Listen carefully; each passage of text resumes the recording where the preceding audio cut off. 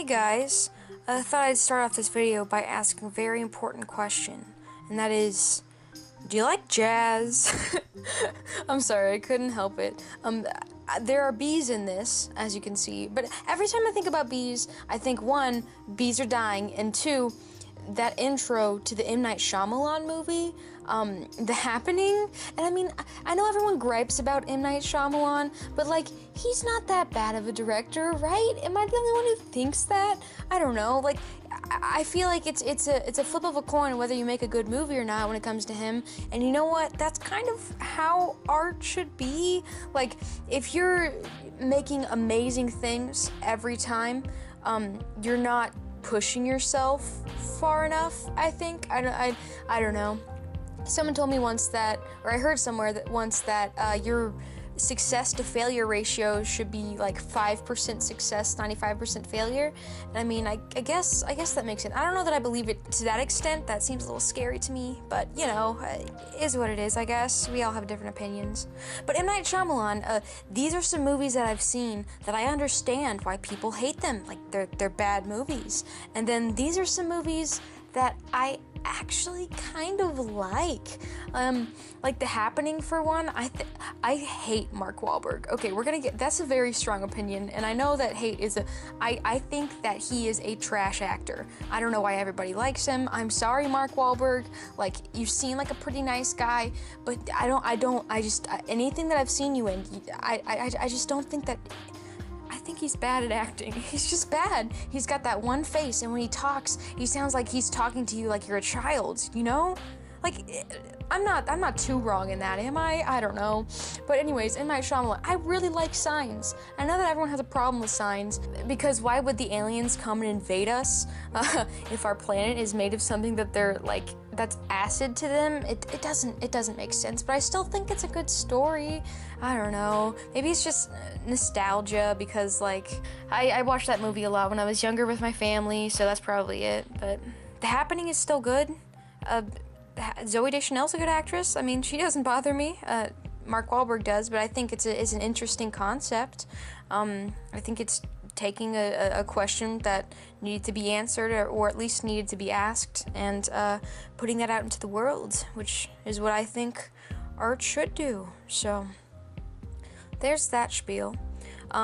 Let's talk about the art that I'm making right now. You've probably been seeing a couple different pages. Maybe you're a bit confused. This is the first 4 pages of kind of a comic/zine I'm going to be making. I don't know what form I'll have it in. This is all I've done so far of it, but it is 4 pages, and you'll get to see those at the end in their entirety. But I probably won't film the rest of them, just to like not give everything away, of course. But basically what this... Oh, and by the way, here's my cat getting up in everyone's grill. Yeah, get out of here, Teenums. He's so cute. I love him so much. He's big and fat. He's not even supposed to come inside. He's an outdoor cat, which is I don't really like, but my parents put him out, so... But anyways, this 4-page comic, basically the premise is comparing memories to rocks. So basically, some are very finite, while others are fragile. Some are kind of more intricate, others are broad. As you can see when I'm illustrating kind of what seems to be like a geode, and also later on what kind of looks like a piece of slate. There's a lot of slate near where I grow up, just because in the past I've taken a lot of ventures down to some creeks near my house. And I pronounce it creek, not crick, as I think everyone should, but you know, it's whatever. We all have our different inflections. Yeah, so the bees act as carriers, and as you can see, the bees are kind of throwing the rocks into our ears. Why bees as carriers? It just kind of seemed natural for me to choose them. They are a bit nostalgic, and being a kid, I feel like you see a lot more bees, and that's another thing. fireflies, right?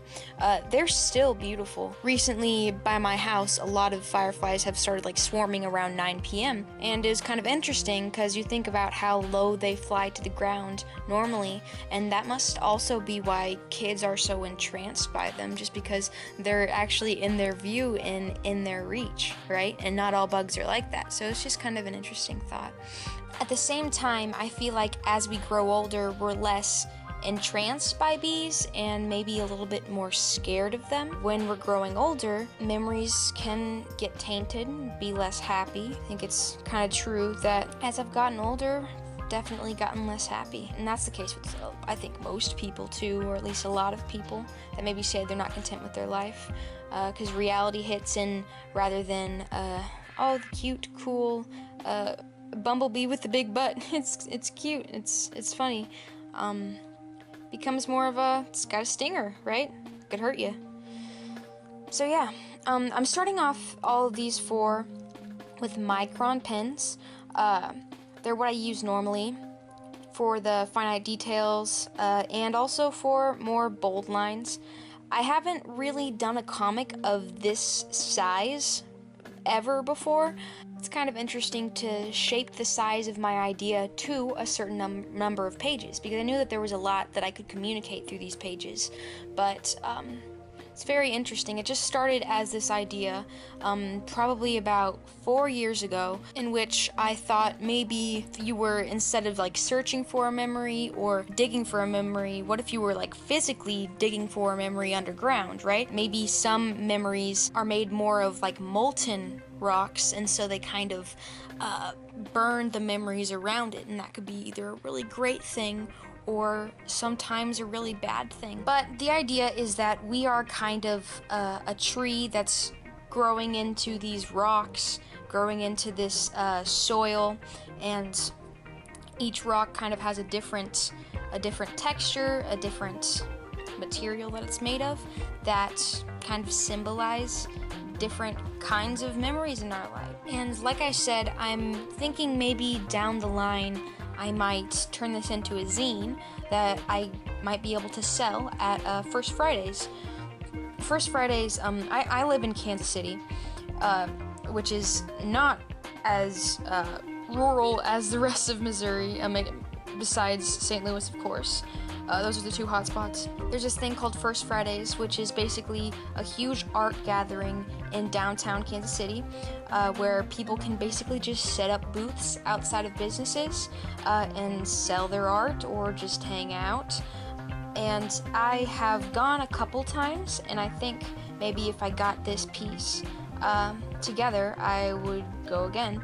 I have sold a couple of prints, and by the time I have this video up, I think I will have an online shop up for prints, just in case maybe some of the stuff I make resonates with you. Resonates with you enough that you might want it yourself. I have sold online prints before through my Instagram account, so I will link both of those things below if you care. If you don't care, it's no biggie. I appreciate you stopping by, and I really do, like, truly. YouTube has kind of always been a thing that has been an interest in my life since I was, probably around 10 years old, so almost a decade here. I've been on YouTube, not necessarily making videos on YouTube, that's a more recent endeavor, but yeah, I appreciate anybody just stopping by, like, I get 50 views on, there was one video, I think it's the ear piercing one, which is kind of more of a shock value thing, so I understand that I got like 150 views on. That did blow and continues to blow my mind, so just thank you for whatever support, man, just thanks. Alright, so something that's new that I've done in this piece that I've never worked with before, I'm working with ink, I'm working with Copic markers, I'm working with watercolor, but also I'm working with gouache, which I've never used before. The difference between gouache and watercolor is that gouache is actually opaque, which is, it's the light stuff that I used around any of the bees flying. I actually used it. Gouache, like I said, it's an opaque watercolor, so it's water soluble, but it does like go over other other colors, like it'll go over the ink and some of the marker that used in the back. So I did start off using a lot more Copics, but I stayed using them for the bees, but they didn't give me enough of a surface area. Also, it's harder to mix individualized colors with markers than it is with watercolor, and I'm just kind of more versed in watercolor, so I use that a lot.